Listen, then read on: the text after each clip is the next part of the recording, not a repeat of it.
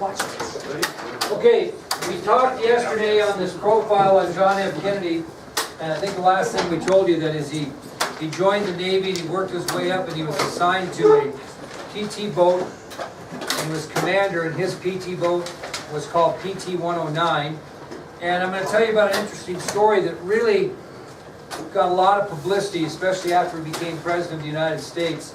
And this is an incident that happened with he and his crew just right after midnight on August 2nd, 1943.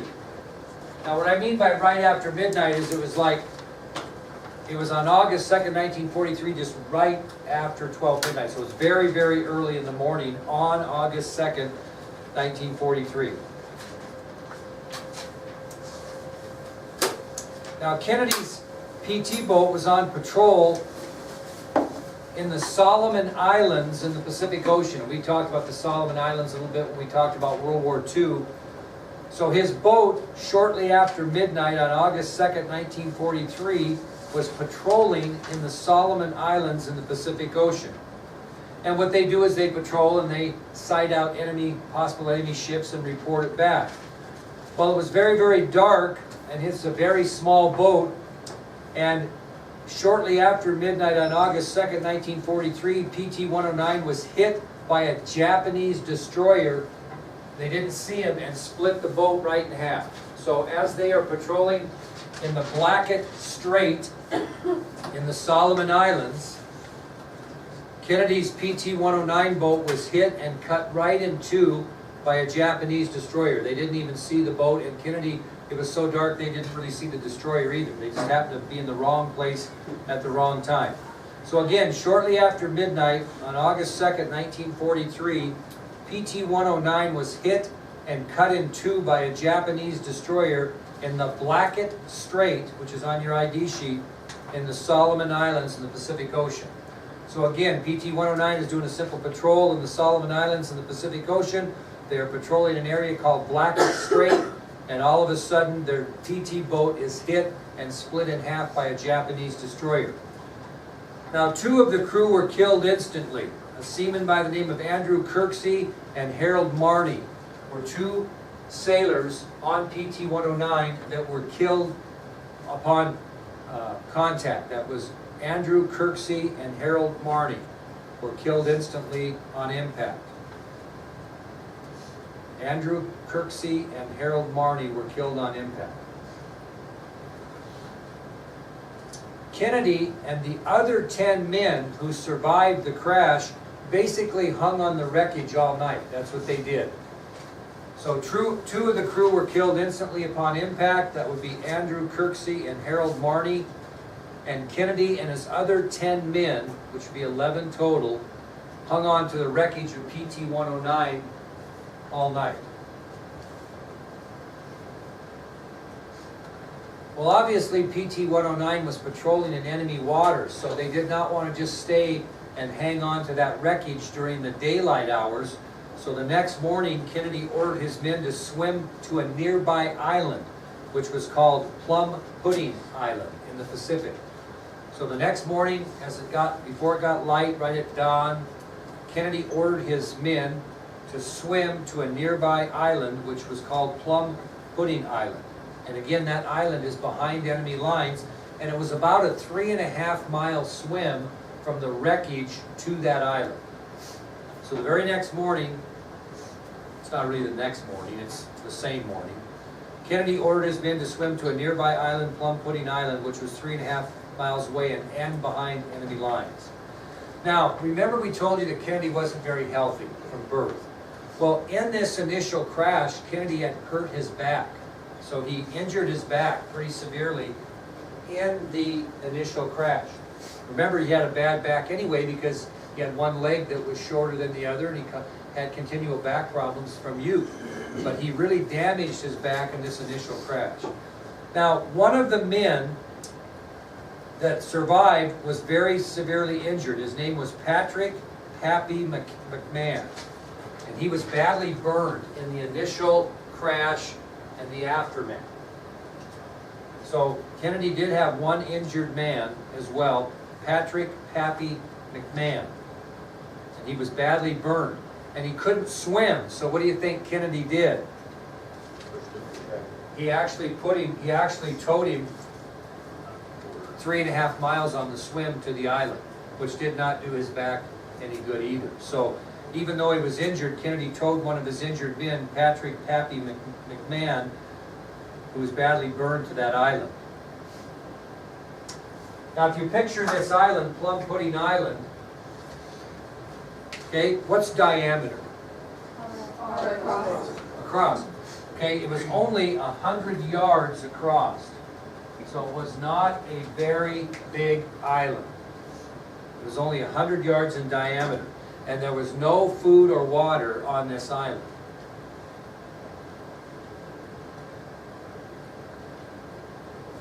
Now, obviously, they couldn't stay there. They weren't going to survive.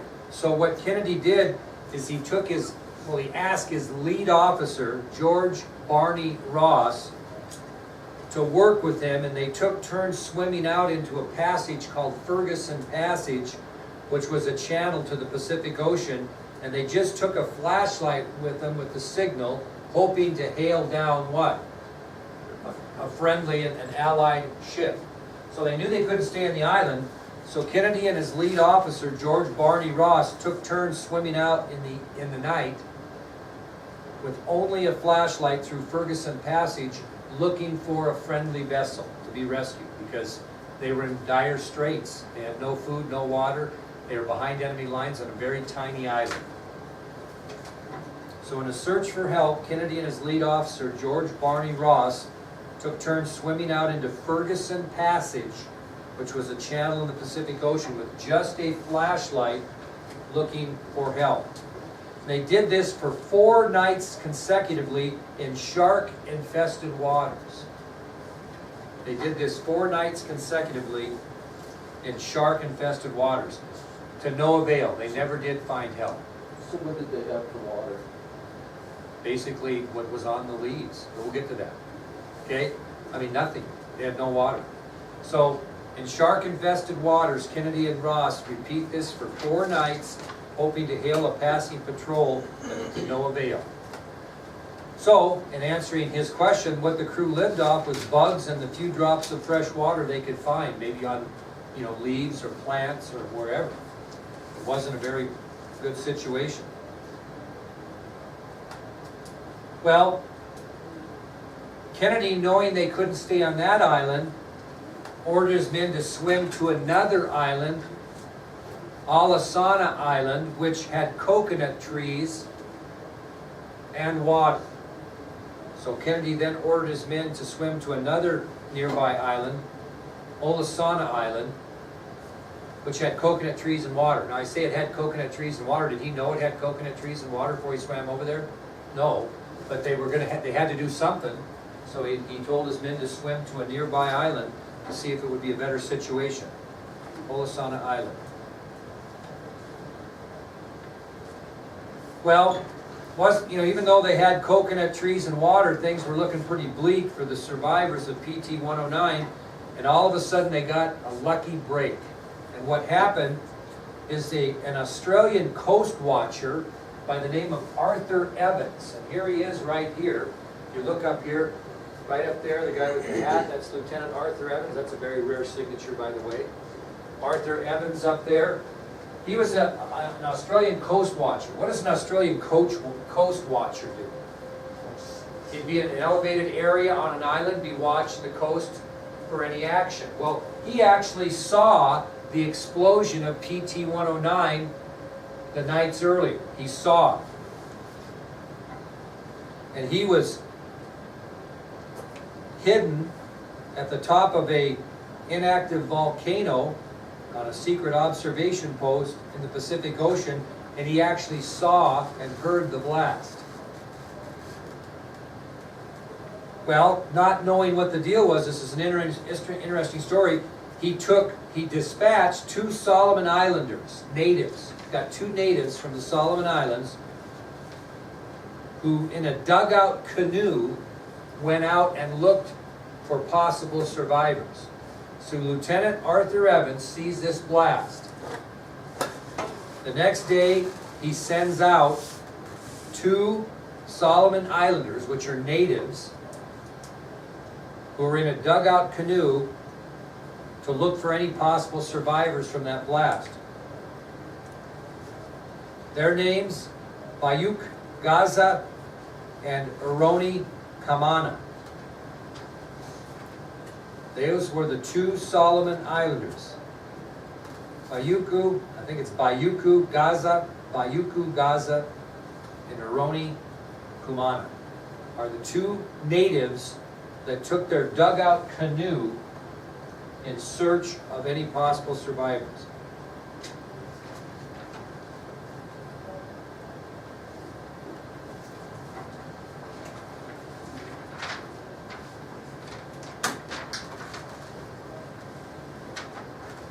Well, what Kennedy and his men did is they simply survived on coconuts until they were found by these 2 natives. It was kind of an interesting story because the natives were armed and Kennedy's crew was sleeping. They got onto the island, they woke up and saw these 2 natives with weapons. And they had Japanese weapons, which really caused an intense confrontation because they didn't know what they were up against here. And it looked like there could be quite a scrap because the communication wasn't great. But Kennedy could see a problem, so he intervened and asked the best of his ability to have these natives deliver a message back to Evans. They communicated that there was a coast watcher that saw the explosion. Kennedy communicated that he and his men were survivors of this crash, and he asked the natives to take a message to Evans.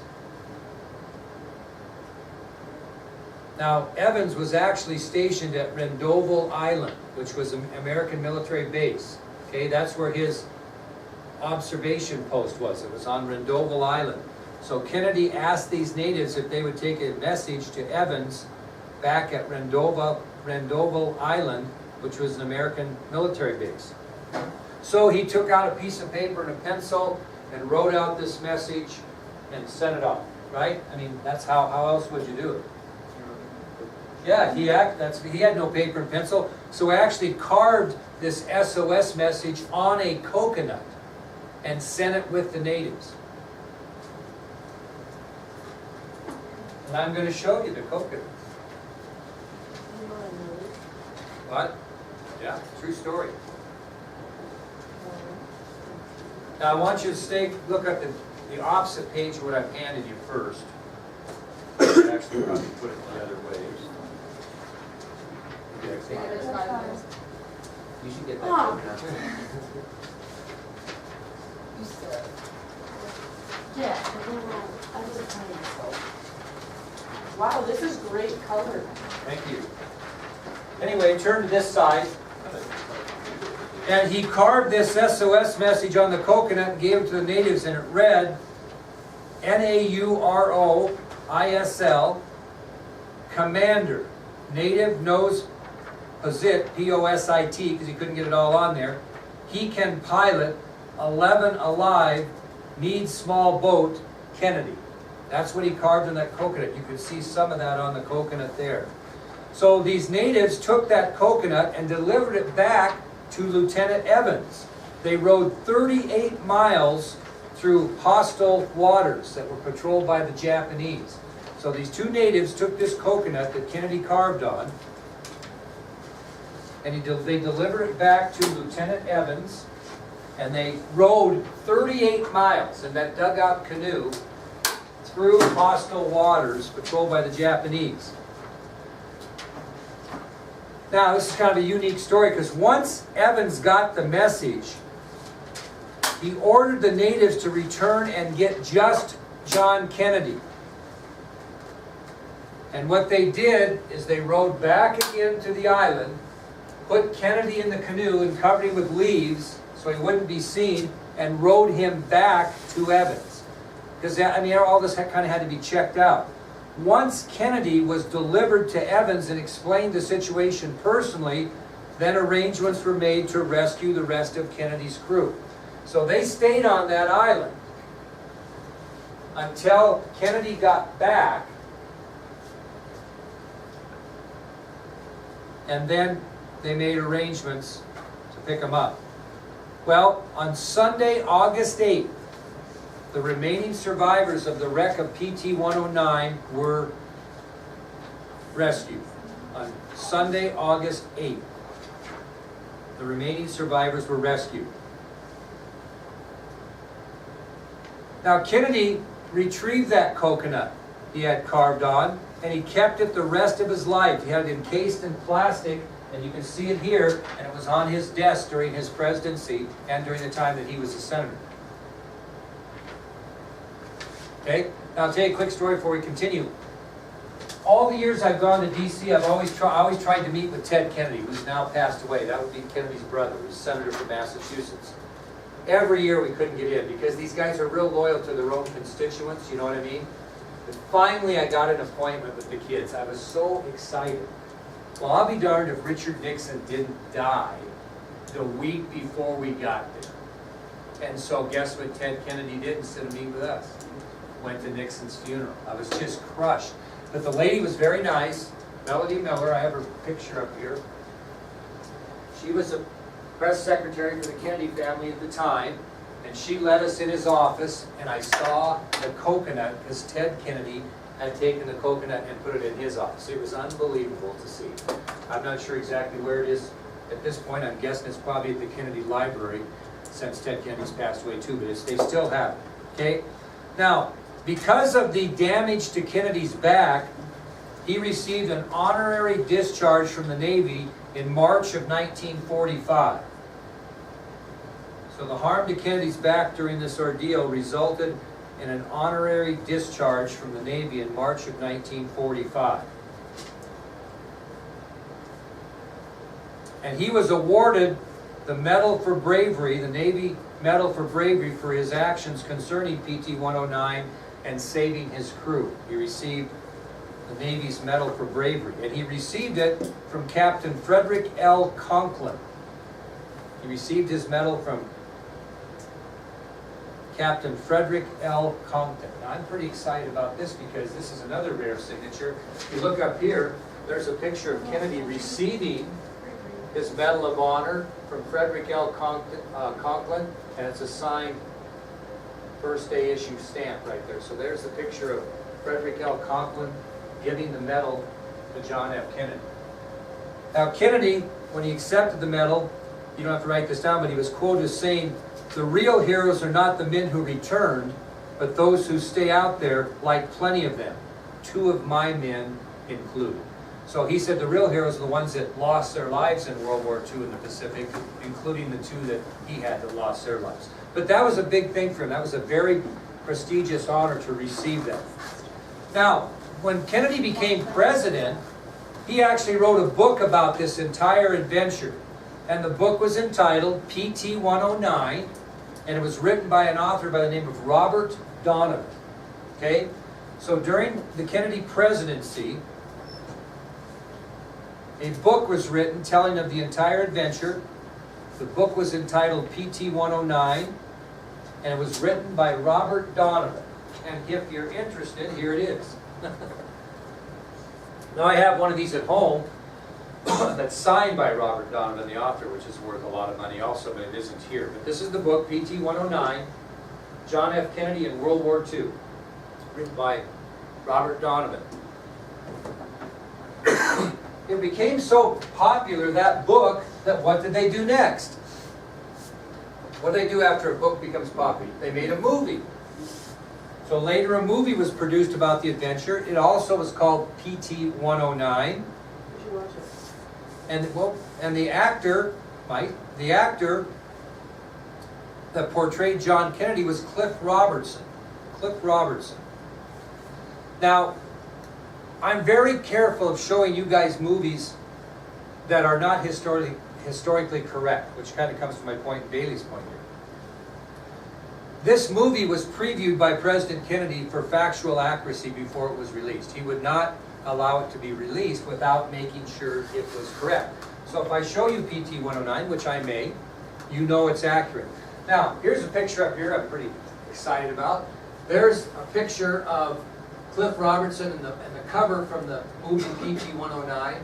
there's Cliff Robertson looking at a model of PT 109, which by the way, I ordered one today on eBay, and Will's gonna volunteer to put it together for us, I think, aren't you, for money? How do I? For money. Yeah, there's the coconut that we talked about. There's a picture of John Kennedy on the PT 109 boat prior to the accident, and there's Cliff Robertson's signature right in the middle, which is very, very rare. So anyway, there you go. It starts to be show and tell. All right, speaking of show and tell, we're going to take about a 10-minute break here from notes, and I'm going to show you a short video on it, okay? That's a great thing about kind of modern U.S. history. You can talk and then show. Okay, so we'll show you a quick video. Not very long.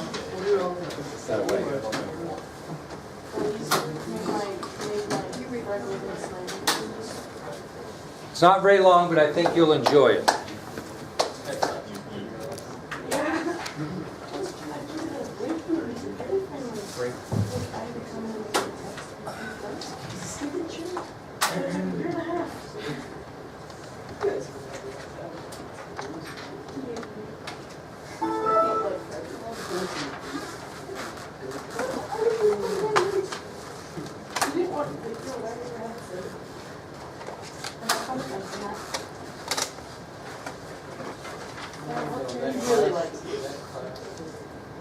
I don't think he thinks I'm very smart. Yeah, because I don't think he thinks I'm very smart. Wait, which video is that?